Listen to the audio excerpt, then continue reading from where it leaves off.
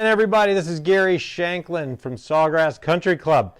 Going to talk to you today about two specific swing characteristics, a sway and a slide. So generally we like to characterize a sway is usually in the backswing. So if I put a line right here, it's kind of going back outside of that or coming out of posture going that way as well on the trail side. Obviously we're trying to stay in posture, but if I am going outside of my, we'll call them barriers or borders, not staying centered in your turn, we'll call that a sway on the trail side or backside. And on the forward side or forward swing, we're going to call that a slide. So it usually looks something like this. And then you'll see the upper body or the torso kind of fall back a little bit sometimes as well. As it falls back, you're going to try to get to the ball, and then you're probably going to come out of that posture again and over rotate to the forward side. If you can't do that, you're going to stay back and flip. So either of those, I'm sure you've done them and have seen the results. They're not that great. Every now and then one shines, but for the most part, it's difficult to be functional with a sway and a slide, or excessive sway and slide. Okay, so when we're talking about sway and slide or instability within the swing or inability to hold your rotations due to maybe physical limitation or lack of training, a really great drill to help you understand how to rotate with a center rotation or a more stable rotation is to test yourself or assess yourself.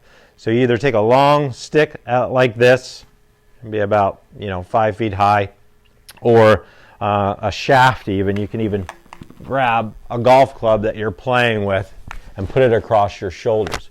For effect, I'm going to use this so you can see it a little bit better. But if I were looking straight at you, I'd pick an object about 4 feet in front of me.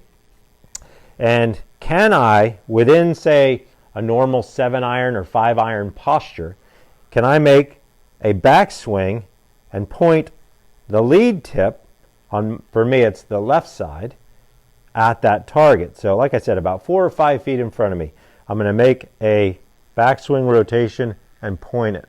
You'll notice there's not a lot of excessive turning here or lack of hip turn, so to speak, and then there's a sway that way. If you can get the lead tip to the ball, you're probably doing this fairly well. There are some compensations, but every now and then we have to go with who we are, right? So we can always work on doing it better. But that's what it should look like, fairly stable.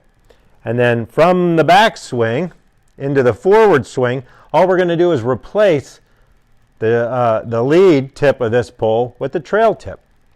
And it's going to look something like this. We're going to have a little bit of slide, which would be good. That's power.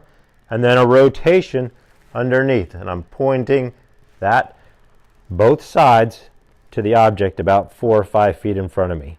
So it looks like this and like that. And now that's a pretty stable turn. But again, simply at home, I use a broomstick or an old anything that you have handy. Like I said, you can use your driver shaft is really good because it's long and you can watch it.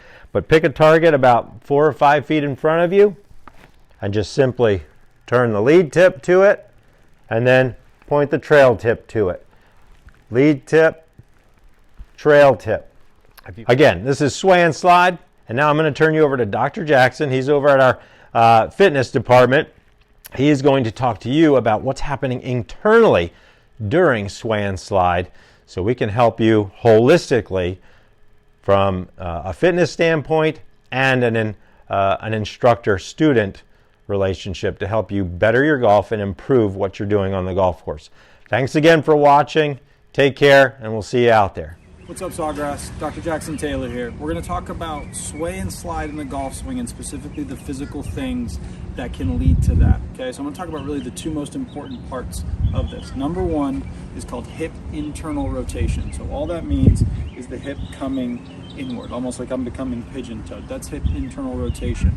The reason that that's important is that as you get into your follow-through, that foot has to stay still and your hip is inwardly rotating, relatively speaking. Because if I were to face you, that's how that hip would look. Even in your backswing, as you go back, that hip has to stay internally rotated. So if you're lacking that, that can be an issue. One way to see if that's something that's hard for you to do, find something to hold on to and just see if you can actually rotate over that hip, right? Unless some of you have had a hip replacement, then that's a little bit different. Another way you can test that, by sitting down, and are you able to rotate your foot outward, right? Roughly to 35 to 45 degrees, right? Some people can do that, some people struggle with that. If that is something you struggle with, one of the issues you may have is the ability to push into the ground as you are coming down into the ball. It's going to make it harder to hit the ball further. It's also going to make it harder for you to get through that ball. Do those couple of tests. If it's something you're struggling with, shoot me an email, shoot me a message. Otherwise, keep getting after it.